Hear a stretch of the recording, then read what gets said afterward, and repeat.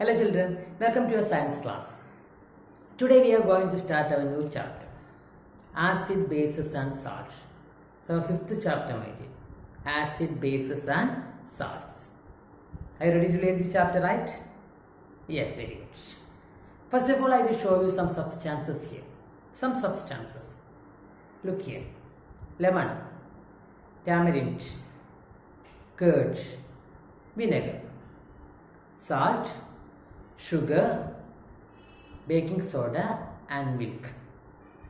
You notice, right? Then let me ask you a question. Do they have same taste? Do they have same taste? Yes, you are correct.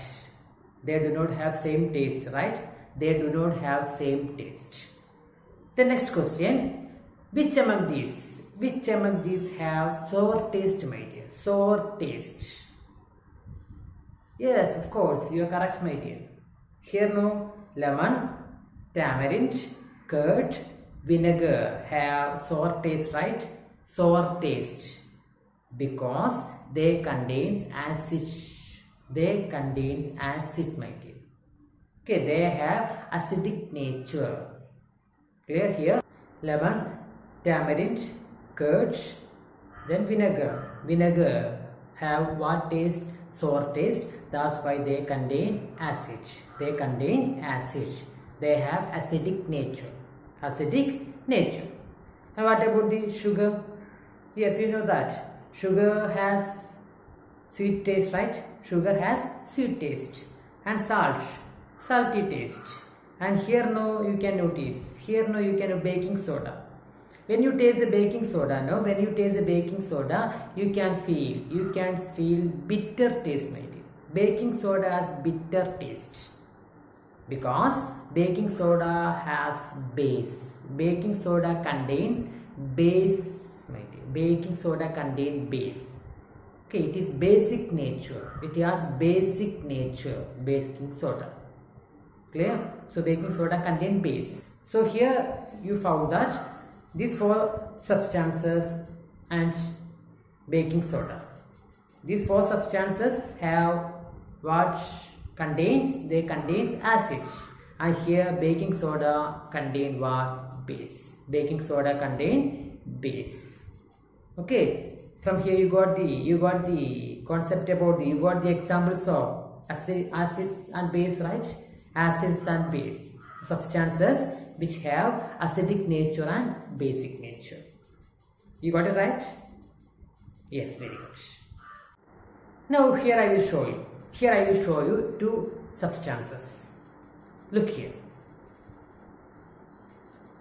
I have taken vinegar. Here.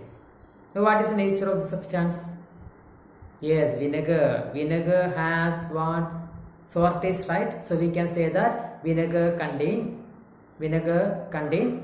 acid. Vinegar has acidic nature. Am I right? Yes, very good. Then here I have taken soap solution. Soap solution. Okay. Soap solution contains base, my dear. Soap solution contains base. Okay. When I touch on it now, I can feel a soapy, a slimy feeling here on my fingers. A slimy feeling here on my fingers. Clear? Okay, because it contains base. So this is a solution, soap solution which has basic nature. From here you got the concept about the features of base, right? Okay, bases have bitter taste and bases are slimy. Right? Bases are slimy. Clear? Slimy feel. You got the concept right? Understood, right? Yes, very good. We use many substances in our daily life. Which have acid and basic nature, which contains acid and base. Let us have a look on that. Look here, my dear. Here I am going to show you some substances and the acids present in them. Some substances and the acids present in them. First is here vinegar. Vinegar contains acetic acid. Vinegar contains acetic acid. Next, ant sting. The sting of ant. Okay, the ant body has formic acid, my dear. Ant contains formic acid. Okay, the next one is, next are citrus fruits such as oranges, lemons, etc. They have citric acid. Citric acid. Then here is curd. Curd contains lactic acid. Now spinach. Spinach has oxalic acid. You know about the acid of amla? Amla contains ascorbic acid. Amla contains ascorbic acid. Okay. At last, tamarind and grapes. They have tartaric acid. Clear? So these are about the acids of some substances. Now let us have a discussion about the bases present in some substances. The presence of bases in some substances. Look here. Here you can notice lime water. Lime water means calcium hydroxide. Lime water contained a base that is called calcium hydroxide. Okay.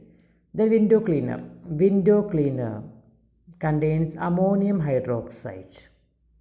Now soap has sodium hydroxide or potassium hydroxide. Then milk of magnesia. It's an antacid, my dear. It's an antacid. Okay, it contains magnesium hydroxide. From the name of the bases, you can understand one of the major feature of bases. Bases contains hydroxide. All the bases contain hydroxide. Here calcium hydroxide, ammonium hydroxide, sodium hydroxide, magnesium hydroxide. All the bases have hydroxide. Clear? Yes, very good.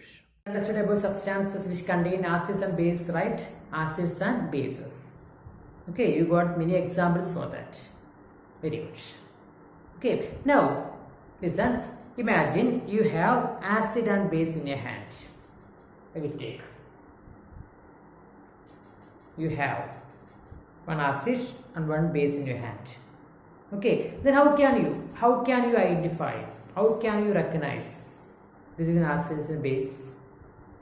How can you identify that? Yes, listen. We use a special type of substances for that, my dear. We use a special type of substances to recognize the acid and base. That substances are called indicators. They are called indicators. So indicators are substances which helps to identify whether a substance is acid or base. Clear? Indicators helps to recognize the substances whether it is acid or base. Indicators. Clear? Okay. Now listen, we have to find about the indicators. Are you ready for that? Yes, very good. Indicators of the substances are used to test whether a substance is acidic or basic. Indicators change their color and helps to identify the substance is acidic or basic. Substance is acid or base. At that time, indicators change their color. Okay. You know the turmeric, right? Turmeric, China rose or hibiscus, litmus paper are some of the naturally occurring indicators. Examples of naturally occurring indicators are turmeric, China rose and litmus paper. Clear? Yes. The most commonly used indicator is litmus. Most commonly used indicator is litmus paper. You know from where litmus paper is produced? Yes, litmus paper produced from lichens. You know what is lichen, right? Yes, litmus paper extracted from lichen, my dear, from the lichens. Okay. We use two types of litmus papers, my dear. Two types of litmus paper. First one is red litmus paper. Red litmus paper. Second one is blue litmus paper. Red litmus paper and blue litmus paper both helps to identify acids and bases by the color change. Here I will show you an experiment to prove that. Watch it, my dear. Here you should take lime pieces. Lime has acid, right? Yes.